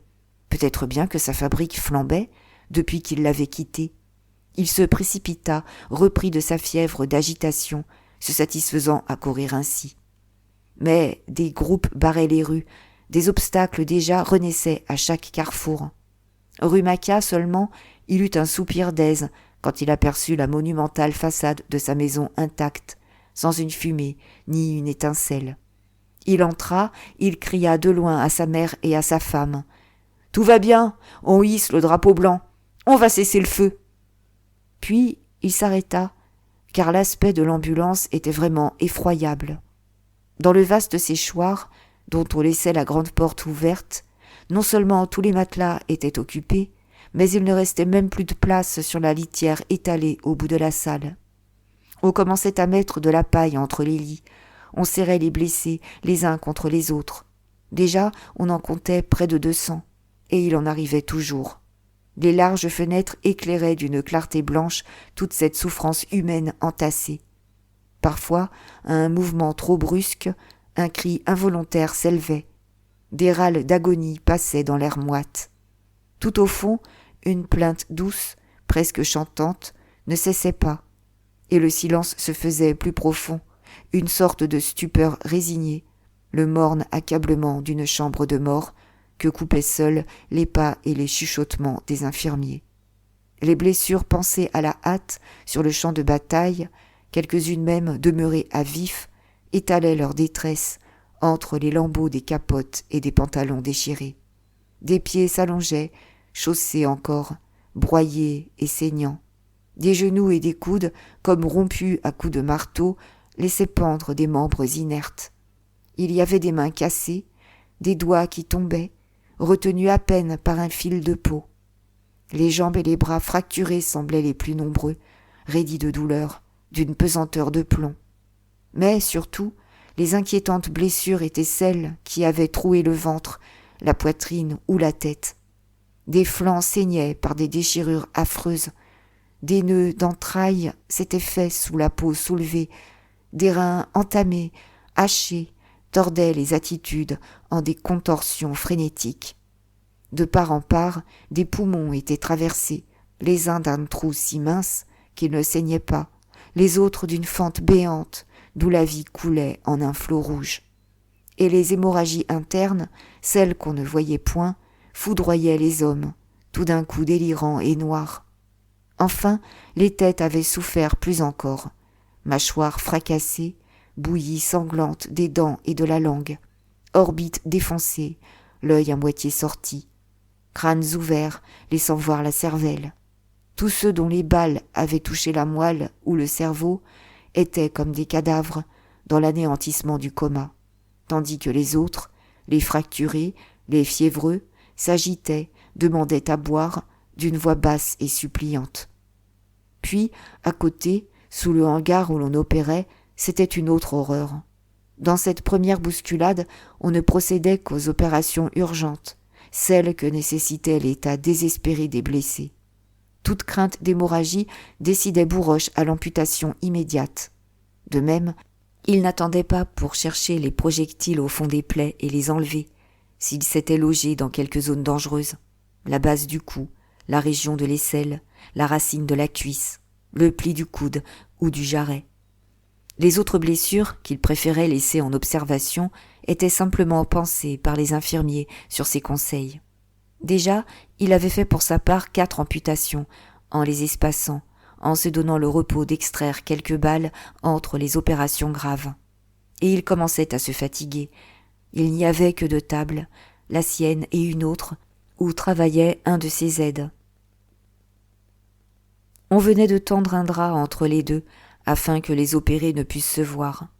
Et l'on avait beau les laver à l'éponge, les tables restaient rouges, tandis que les seaux qu'on allait jeter à quelques pas sur une corbeille de marguerite, ces seaux dont un verre de sang suffisait à rougir l'eau claire, semblaient être des seaux de sang pur, des volées de sang noyant les fleurs de la pelouse. Bien que l'air entrât librement, une nausée montait de ces tables, de ces linges, de ces trousses, dans l'odeur fade du chloroforme. Pitoyable en somme. De la Herche frémissait de compassion lorsque l'entrée d'un landau, sous le porche, l'intéressa. On n'avait plus trouvé sans doute que cette voiture de maître, et l'on y avait entassé des blessés. Ils y tenaient 8, les uns sur les autres. Le fabricant eut un cri de surprise terrifié en reconnaissant, dans le dernier qu'on descendit, le capitaine Baudouin. « Oh, mon pauvre ami, attendez, je vais appeler ma mère et ma femme. » Elles accoururent, laissant le soin de rouler des bandes à 2 servantes. Les infirmiers qui avaient saisi le capitaine l'emportaient dans la salle. Et ils allaient le coucher en travers d'un tas de paille lorsque de la Herche aperçut, sur un matelas, un soldat qui ne bougeait plus, la face terreuse, les yeux ouverts. « Dites donc, mais il est mort, celui-là !»« Tiens, c'est vrai, » murmura un infirmier. « Pas la peine qu'il encombre. » Lui et un camarade prirent le corps, l'emportèrent au charnier qu'on avait établi derrière les citises. Une 12aine de morts, déjà, s'y trouvaient rangés, raidis dans le dernier râle, les uns les pieds étirés, comme allongés par la souffrance, les autres déjetés, tordus en des postures atroces. Il y en avait qui ricanaient, les yeux blancs, les dents à nu sous les lèvres retroussées, tandis que plusieurs, la figure longue, affreusement triste, pleuraient encore de grosses larmes. Un, très jeune, petit et maigre, la tête à moitié emportée, serrait sur son cœur, de ses 2 mains convulsives, une photographie de femme, une de ces pâles photographies de faubourg, éclaboussées de sang. Et, au pied des morts, pêle-mêle, des jambes et des bras coupés s'entassaient aussi, tout ce qu'on rognait, tout ce qu'on abattait sur les tables d'opération, le coup de balai de la boutique d'un boucher, poussant dans un coin les déchets, la chair et les os. Devant le capitaine Baudouin, Gilberte avait frémi. Mon Dieu, qu'il était pâle, couché sur ce matelas, la face toute blanche sous la saleté qui la souillait. Et la pensée que, quelques heures auparavant, il l'avait tenue entre ses bras, plein de vie et sentant bon, la glaçait d'effroi. Elle s'était agenouillée. « Quel malheur, mon ami! Mais ce n'est rien, n'est-ce pas ?» Et, machinalement, elle avait tiré son mouchoir. Elle lui en essuyait la figure, ne pouvant le tolérer ainsi, sali de sueur, de terre et de poudre. Il lui semblait qu'elle le soulageait en le nettoyant un peu. « N'est-ce pas? Ce n'est rien, ce n'est que votre jambe. » Le capitaine, dans une sorte de somnolence, ouvrait les yeux péniblement. Il avait reconnu ses amis, il s'efforçait de leur sourire. « Oui, la jambe seulement. Je n'ai pas même senti le coup. J'ai cru que je faisais un faux pas et que je tombais. » Mais il parlait avec difficulté. « Oh, j'ai soif, j'ai soif !» Alors, madame de la Herche, penchée à l'autre bord du matelas, s'empressa. Elle courut chercher un verre et une carafe d'eau, dans laquelle on avait versé un peu de cognac. Et, lorsque le capitaine eut vidé le verre avidement, elle dut partager le reste de la carafe aux blessés voisins. Toutes les mains se tendaient, des voix ardentes la suppliaient. Un zouave, qui ne put en avoir, sanglota. De la Herche, cependant, tâchait de parler au major, afin d'obtenir, pour le capitaine, un tour de faveur. Bourroche venait d'entrer dans la salle, avec son tablier sanglant, sa large face en sueur, que sa crinière léonine semblait incendier. Et, sur son passage, les hommes se soulevaient, voulaient l'arrêter, chacun brûlant de passer tout de suite, d'être secouru et de savoir. « À moi, monsieur le major, à moi !» Des balbutiements de prière le suivaient, des doigts tâtonnants effleuraient ses vêtements. Mais lui, tout à son affaire, soufflant de lassitude, organisait son travail, sans écouter personne. Il se parlait à voix haute, il les comptait du doigt, leur donnait des numéros, les classait. Celui-ci, celui-là, puis cet autre.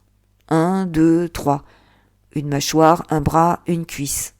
Tandis que l'aide qui l'accompagnait tendait l'oreille pour tâcher de se souvenir.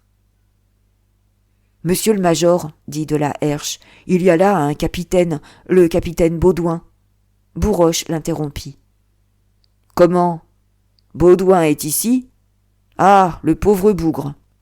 Il alla se planter devant le blessé. Mais, d'un coup d'œil, il dut voir la gravité du cas, car il reprit aussitôt, sans même se baisser pour examiner la jambe atteinte.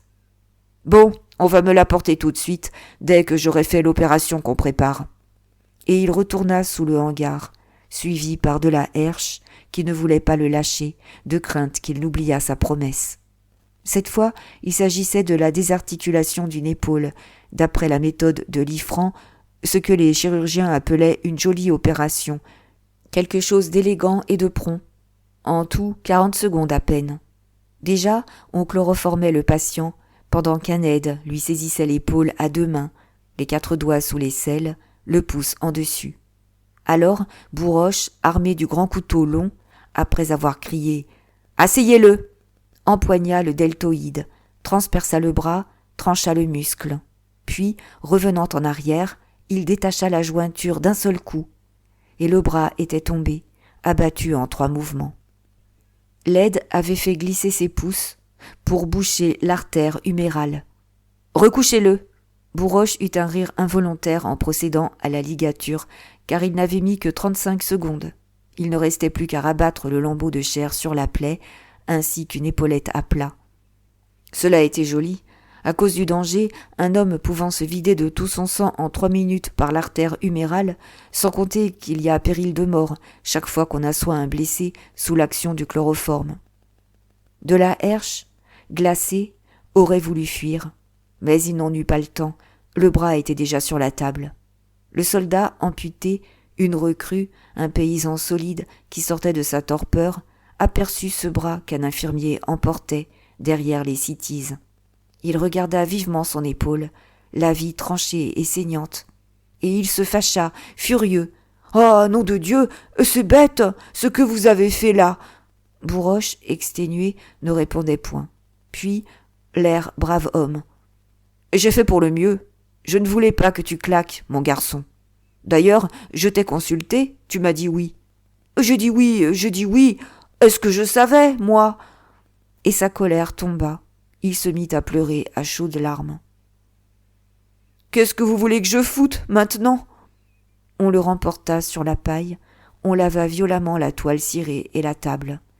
Et les seaux d'eau rouge qu'on jeta de nouveau, à la volée, au travers de la pelouse, ensanglantèrent la corbeille blanche de Marguerite. Mais de la Herche s'étonnait d'entendre toujours le canon. Pourquoi donc ne se taisait-il pas? La nappe de rose, maintenant, devait être hissée sur la citadelle. Et on aurait dit, au contraire, que le tir des batteries prussiennes augmentait d'intensité. C'était un vacarme à ne pas s'entendre, un ébranlement secouant les moins nerveux de la tête aux pieds, dans une angoisse croissante. Cela ne devait guère être bon, pour les opérateurs et pour les opérés, ces secousses qui vous arrachaient le cœur. L'ambulance entière en était bousculée, enfiévrée, jusqu'à l'exaspération. « C'était fini, qu'ont-ils donc à continuer ?» s'écria de la Herche qui prêtait anxieusement l'oreille, croyant à chaque seconde entendre le dernier coup. Puis, comme il revenait vers Bourroche pour lui rappeler le capitaine, il eut l'étonnement de le trouver par terre, au milieu d'une botte de paille, couché sur le ventre, les deux bras nus jusqu'aux épaules, enfoncés dans 2 seaux d'eau glacés. À bout de force morale et physique, le major se délassait là, anéanti, terrassé par une tristesse, une désolation immense, dans une de ces minutes d'agonie du praticien qui se sent impuissant. Celui-ci pourtant était un solide, une peau dure et un cœur ferme. Mais il venait d'être touché par l'à quoi bon, le sentiment qu'il ne ferait jamais tout, qu'il ne pouvait pas tout faire, l'avait brusquement paralysé. À quoi bon, puisque la mort serait quand même la plus forte? 2 infirmiers apportaient sur un brancard le capitaine Baudouin. « Monsieur le major, » se permit de dire de la Herche, « voici le capitaine. » Bourroche ouvrit les yeux, retira ses bras des 2 seaux, les secoua, les essuya dans la paille. Puis, se soulevant sur les genoux. « Ah oui, foutre. Un autre. Voyons, la journée n'est pas finie. » Et il était debout, rafraîchi, secouant sa tête de lion aux cheveux fauves, remis d'aplomb par la pratique et par l'impérieuse discipline. Gilberte et madame de la Herche avaient suivi le brancard, et elles restèrent à quelques pas lorsqu'on eut couché le capitaine sur le matelas recouvert de la toile cirée. « Bon, c'est au-dessus de la cheville droite, » disait Bourroche, qui causait beaucoup pour occuper le blessé. « Pas mauvais, à cette place. On s'en tire très bien. Nous allons examiner ça. » Mais la torpeur où était Baudouin le préoccupait visiblement. Il regardait le pansement d'urgence, un simple lien serré et maintenu sur le pantalon par un fourreau de baïonnette. Et, entre ses dents, il grognait, demandant quel était le salaud qui avait fichu ça. Puis, tout d'un coup, il se tut. Il venait de comprendre. C'était sûrement pendant le transport, au fond du landau empli de blessés, que le bandage avait dû se détendre, glissant, ne comprimant plus la plaie, ce qui avait occasionné une très abondante hémorragie. Violemment, Bourroche s'emporta contre un infirmier qui l'aidait. « Bougre d'empoté, coupez donc vite !» L'infirmier coupa le pantalon et le caleçon, coupa le soulier et la chaussette. La jambe, puis le pied apparurent, d'une nudité blafarde, tachée de sang. Et il y avait là, au-dessus de la cheville, un trou affreux, dans lequel l'éclat d'obus avait enfoncé un lambeau de drap rouge. Un bourrelet de chair déchiquetée, la saillie du muscle, sortait en bouillie de la plaie. Gilberte dut s'appuyer contre un des poteaux du hangar. Ah, cette chair si blanche, cette chair sanglante maintenant et massacrée. Malgré son effroi, elle ne pouvait en détourner les yeux. « Fichtre !» déclara Bourroche, « ils vous ont bien arrangé. » Il tâtait le pied, le trouvait froid, n'y sentait plus battre le pouls. Son visage était devenu très grave, avec un pli de la lèvre qui lui était particulier en face des cas inquiétants. « Fichtre !» répéta-t-il, « voilà un mauvais pied. » Le capitaine, que l'anxiété tirait de sa somnolence, le regardait, attendait, et il finit par dire « Vous trouvez, major ?» Mais la tactique de Bourroche était de ne jamais demander directement à un blessé l'autorisation d'usage quand la nécessité d'une amputation s'imposait. Il préférait que le blessé s'y résignât de lui-même. « Mauvais pied, murmura-t-il, comme s'il eût pensé tout haut. « Nous ne le sauverons pas. » Nerveusement, Baudouin reprit. Voyons, il faut en finir, Major. Qu'en pensez-vous ? Je pense que vous êtes un brave, capitaine, et que vous allez me laisser faire ce qu'il faut. Les yeux du capitaine Baudouin pâlirent, se troublèrent d'une sorte de petite fumée rousse. Il avait compris. Mais, malgré l'insupportable peur qui l'étranglait, il répondit simplement, avec bravoure. « Faites, Major !» Et les préparatifs ne furent pas longs. Déjà, l'aide tenait la serviette imbibée de chloroforme, qui fut tout de suite appliquée sous le nez du patient. Puis, au moment où la courte agitation qui précède l'anesthésie se produisait, 2 infirmiers firent glisser le capitaine sur le matelas, de façon à avoir les jambes libres. Et l'un d'eux garda la gauche, qu'il soutint, tandis qu'un aide, saisissant la droite, la serrait rudement des 2 mains, à la racine de la cuisse, pour comprimer les artères. Alors, quand elle vit Bourroche s'approcher avec le couteau mince, Gilberte ne put en supporter davantage. « Non, non, c'est affreux !» Et elle défaillait. Elle s'appuya sur madame de la Herche, qui avait dû avancer le bras pour l'empêcher de tomber. « Mais pourquoi restez-vous » Toutes 2, cependant, demeurèrent. Elles tournaient la tête, ne voulant plus voir, immobiles et tremblantes, serrées l'une contre l'autre, malgré leur peu de tendresse. Ce fut sûrement à cette heure de la journée que le canon tonna le plus fort. Il était 3 heures, et de la Herche, désappointé, exaspéré, déclarait n'y plus rien comprendre. Maintenant, il devenait hors de doute que, loin de se taire, les batteries prussiennes redoublaient leur feu. Pourquoi ? Que se passait-il ? C'était un bombardement d'enfer, le sol tremblait, l'air s'embrasait. Autour de Sedan, la ceinture de bronze, les 800 pièces des armées allemandes tiraient à la fois, foudroyaient les champs voisins d'un tonnerre continu. Et ce feu convergent, toutes les hauteurs environnantes frappant au centre, aurait brûlé et pulvérisé la ville en 2 heures. Le pis était que des obus recommençaient à tomber sur les maisons. Des fracas plus fréquents retentissaient. Il en éclata un rue des Voyards. Un autre écorna une cheminée haute de la fabrique et des gravats dégringolèrent devant le hangar. Bourroche leva les yeux, grognant. « Est-ce qu'ils vont nous achever nos blessés ? C'est insupportable, ce vacarme !» Cependant, l'infirmier tenait allongée la jambe du capitaine, et, d'une rapide incision circulaire, le major coupa la peau, au-dessous du genou, 5 centimètres plus bas que l'endroit où il comptait scier les os. Puis, vivement, à l'aide du même couteau mince, qu'il ne changeait pas pour aller vite, il détacha la peau, la releva tout autour, ainsi que l'écorce d'une orange qu'on pèle. Mais comme il allait trancher les muscles, un infirmier s'approcha, lui parla à l'oreille. « Le numéro 2 vient de couler. » Dans l'effroyable bruit, le major n'entendit pas. « Parlez donc plus haut, nom de Dieu, j'ai les oreilles en sang, avec leurs sacrés canons. »« Le numéro 2 vient de couler. »« Qui ça, le numéro 2 ?»« Le bras. »« Ah bon ? Eh bien, vous apporterez le 3, la mâchoire. » Et, avec une adresse extraordinaire, sans se reprendre, il trancha les muscles d'une seule entaille, jusqu'aux os. Il dénuda le tibia et le péroné, introduisit entre eux la compresse à 3 chefs pour les maintenir. Puis, d'un trait de scie unique, il les abattit, et le pied resta aux mains de l'infirmier qui le tenait. Peu de sang coula grâce à la compression que l'aide exerçait plus haut, autour de la cuisse. La ligature des 3 artères fut rapidement faite.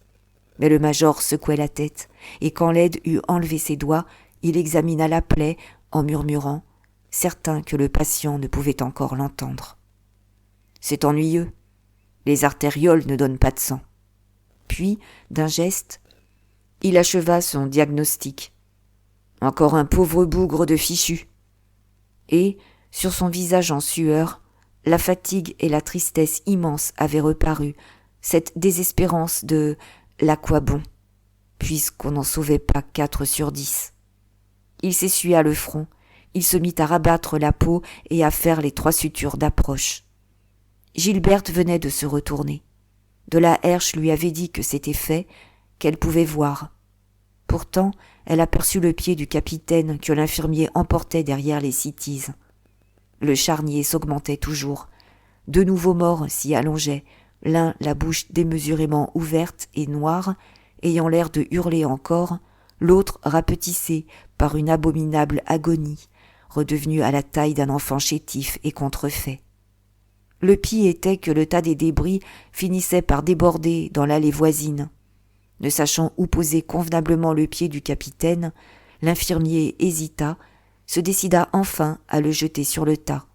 « Eh bien, voilà qui est fait, » dit le major à Baudouin qu'on réveillait.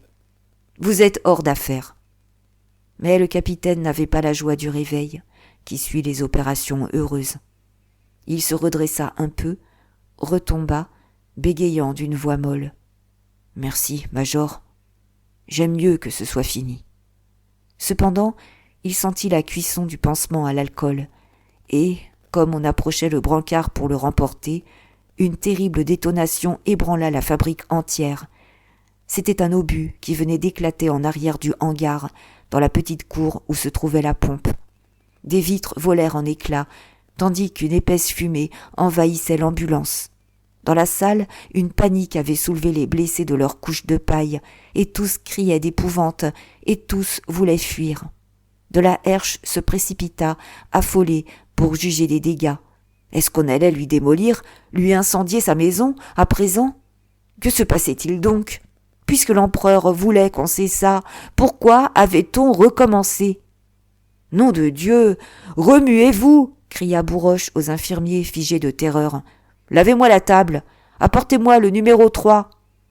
On lava la table, on jeta une fois encore les seaux d'eau rouge à la volée, au travers de la pelouse. La corbeille de Marguerite n'était plus qu'une bouillie sanglante, de la verdure et des fleurs hachées dans du sang. Et le major, à qui on avait apporté le numéro 3, se mit, pour se délasser un peu, à chercher une balle qui, après avoir fracassé le maxillaire inférieur, devait s'être logée sous la langue. Beaucoup de sang coulait et lui engluait les doigts. Dans la salle, le capitaine Baudouin était de nouveau couché sur son matelas. Gilberte et madame de la Herche avaient suivi le brancard. De la Herche lui-même, malgré son agitation, vint causer un moment. « Reposez-vous, capitaine. Nous allons faire préparer une chambre. Nous vous prendrons chez nous. » Mais, dans sa prostration, le blessé eut un réveil, une minute de lucidité. « Non, je crois bien que je vais mourir. » Et il les regardait tous les trois, les yeux élargis, pleins de l'épouvante de la mort. « Oh, capitaine, qu'est-ce que vous dites là ?» murmura Gilberte en s'efforçant de sourire, toute glacée. « Vous serez debout dans un mois. » Il secouait la tête, il ne regardait plus qu'elle, avec un immense regret de la vie dans les yeux. Une lâcheté de s'en aller ainsi, trop jeune, sans avoir épuisé la joie d'être. « Je vais mourir. Je vais mourir. Ah, c'est affreux. » Puis, tout d'un coup, il aperçut son uniforme souillé et déchiré, ses mains noires, et il parut souffrir de son état devant des femmes. Une honte lui vint de s'abandonner ainsi. La pensée qu'il manquait de correction acheva de lui rendre toute une bravoure. Il réussit à reprendre d'une voix gaie. « Seulement, si je meurs, je voudrais mourir les mains propres. Madame, vous seriez bien aimable de mouiller une serviette et de me la donner. » Gilberte courut, revint avec la serviette, voulut lui en frotter les mains elle-même. À partir de ce moment, il montra un très grand courage, soucieux de finir en homme de bonne compagnie. De la Herche l'encourageait, aidait sa femme à l'arranger d'une façon convenable. Et la vieille madame de la Herche, devant ce mourant, lorsqu'elle vit le ménage s'empresser ainsi, sentit s'en aller sa rancune. Une fois encore elle se tairait, elle qui savait et qui s'était jurée de tout dire à son fils. À quoi bon désoler la maison, puisque la mort emportait la faute ? Ce fut fini presque tout de suite. Le capitaine Baudouin, qui s'affaiblissait, retomba dans son accablement. Une sueur glacée lui inondait le front et le cou. Il rouvrit un instant les yeux, tâtonna comme s'il eût cherché une couverture imaginaire, qu'il se mit à remonter jusqu'à son menton, les mains tordues, d'un mouvement doux et entêté. « Oh, j'ai froid, j'ai bien froid. » Et il passa. Il s'éteignit, sans hoquet, et son visage tranquille, aminci, garda une expression d'infinie tristesse. De la Herche veilla à ce que le corps, au lieu d'être porté au charnier, fût déposé dans une remise voisine. Il voulait forcer Gilberte, toute bouleversée et pleurante, à se retirer chez elle. Mais elle déclara qu'elle aurait trop peur maintenant, seule, et qu'elle préférait rester avec sa belle-mère dans l'agitation de l'ambulance, où elle s'étourdissait. Déjà, elle courait donner à boire à un chasseur d'Afrique que la fièvre faisait délirer.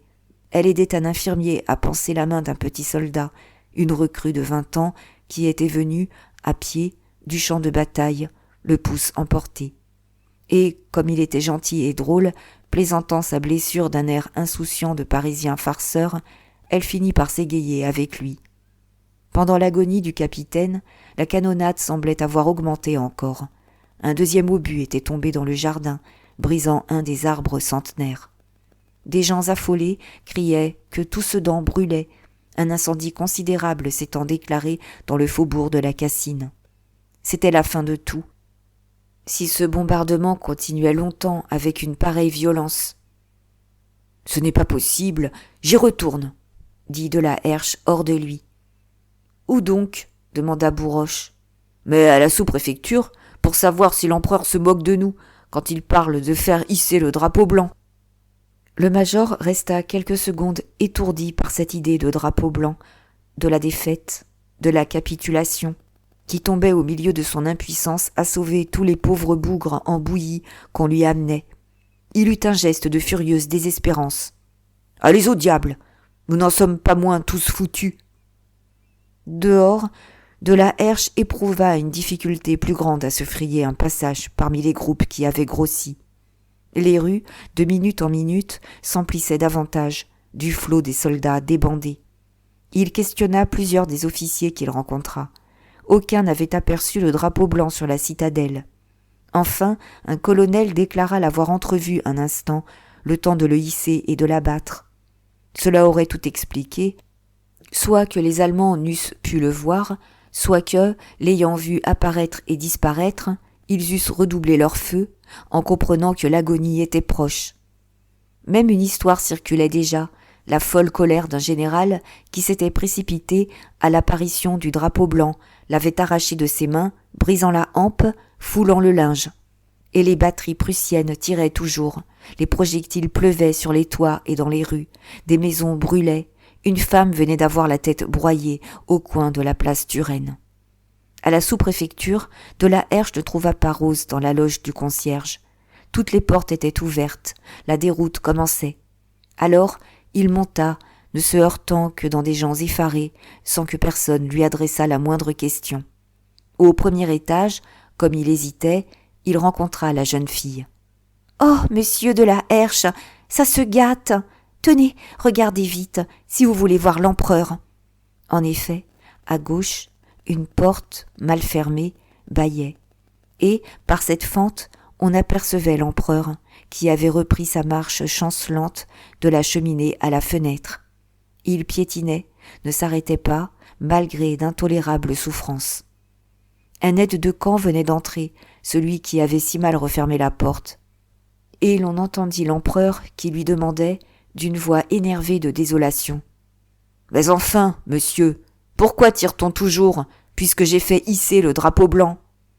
C'était son tourment devenu insupportable, ce canon qui ne cessait pas, qui augmentait de violence à chaque minute. Il ne pouvait s'approcher de la fenêtre sans en être frappé au cœur. Encore du sang, encore des vies humaines fauchées par sa faute. Chaque minute entassait d'autres morts, inutilement. Et, dans sa révolte de rêveur attendri, il avait déjà, à plus de 10 reprises, adressé sa question désespérée aux personnes qui entraient. « Mais enfin, pourquoi tire-t-on toujours, puisque j'ai fait hisser le drapeau blanc ?» L'aide de camp murmura une réponse que de la Herche ne put saisir. Du reste, l'empereur ne s'était pas arrêté, cédant quand même à son besoin de retourner devant cette fenêtre où il défaillait dans le tonnerre continu de la canonnade. Sa pâleur avait grandi encore. Sa longue face, morne et tirée, mal essuyée du phare du matin, disait son agonie. À ce moment, un petit homme vif, l'uniforme poussiéreux, dans lequel de la Herche reconnut le général Lebrun, traversa le palier, poussa la porte, sans se faire annoncer. Et, tout de suite, une fois de plus, on distingua la voix anxieuse de l'empereur. « Mais enfin, général, pourquoi tire-t-on toujours, puisque j'ai fait hisser le drapeau blanc ?» L'aide de camp sortait, la porte fut refermée, et de la Herche ne put même entendre la réponse du général. Tout avait disparu. « Ah, répéta Rose, ça se gâte, je le comprends bien, à la mine de ces messieurs. C'est comme ma nappe, je ne la reverrai pas. Il y en a qui disent qu'on l'a déchirée. Dans tout ça, c'est l'empereur qui me fait de la peine, car il est plus malade que le maréchal. Il serait mieux dans son lit que dans cette pièce, où il se ronge à toujours marcher. » Elle était très émue. Sa jolie figure blonde exprimait une pitié sincère. Aussi, de la Herche, dont la ferveur bonapartiste se refroidissait singulièrement depuis 2 jours, la trouva-t-il un peu sotte. En bas, pourtant, il resta encore un instant avec elle, guettant le départ du général Lebrun. Et, quand celui-ci reparut, il le suivit. Le général Lebrun avait expliqué à l'empereur que, si l'on voulait demander un armistice, il fallait qu'une lettre, signée du commandant en chef de l'armée française, fût remise au commandant en chef des armées allemandes. Puis, il s'était offert pour écrire cette lettre et pour se mettre à la recherche du général de Wimpfen qui la signerait. Il emportait la lettre. Il n'avait que la crainte de ne pas trouver ce dernier, ignorant sur quel point du champ de bataille il pouvait être. Dans Sedan, d'ailleurs, la cohue devenait telle qu'il dut marcher au pas de son cheval, ce qui permit à de la Herche de l'accompagner jusqu'à la porte du Ménil. Mais, sur la route, le général Lebrun prit le galop, et il eut la chance, comme il arrivait à Ballan, d'apercevoir le général de Wimpfen. Celui-ci, quelques minutes plus tôt, avait écrit à l'empereur « Sire, venez vous mettre à la tête de vos troupes. Elles tiendront à honneur de vous ouvrir un passage à travers les lignes ennemies. » Aussi entra-t-il dans une furieuse colère, au seul mot d'armistice. Non, non, il ne signerait rien. Il voulait se battre.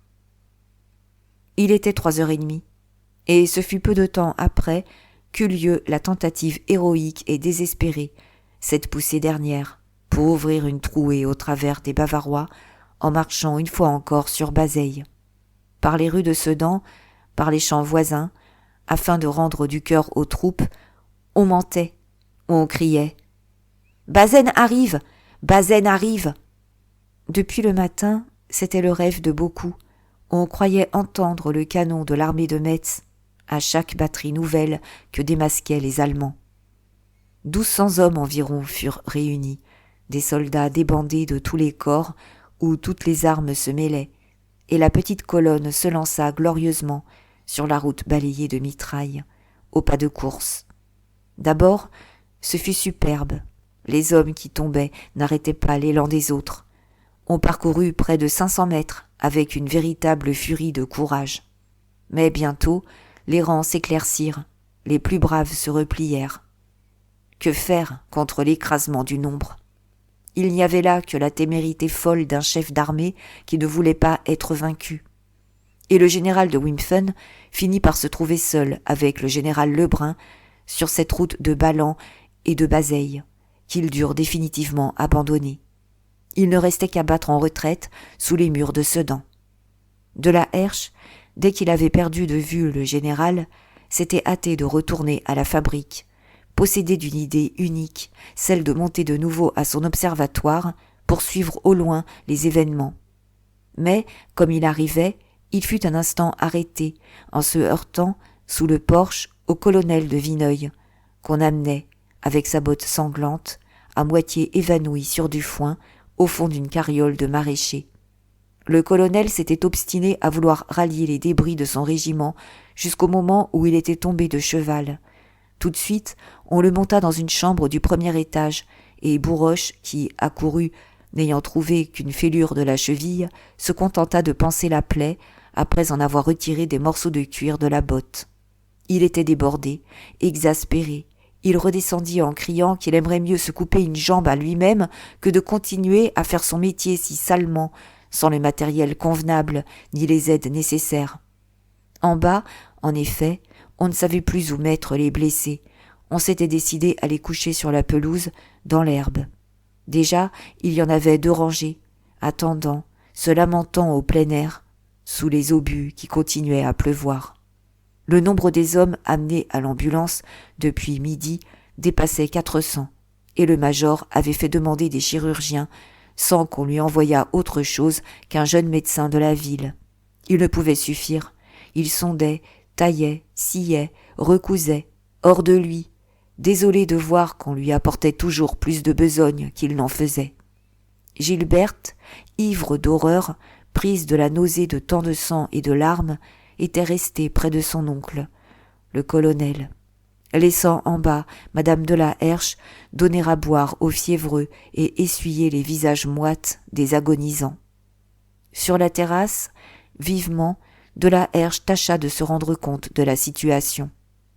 La ville avait moins souffert qu'on ne croyait. Un seul incendie jetait une grosse fumée noire dans le faubourg de la Cassine. Le fort du Palatinat ne tirait plus, faute sans doute de munitions.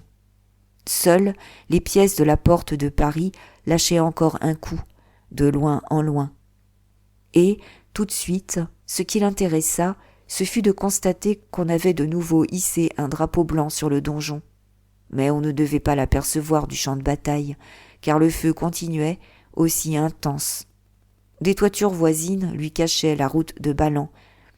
Il ne put y suivre le mouvement des troupes.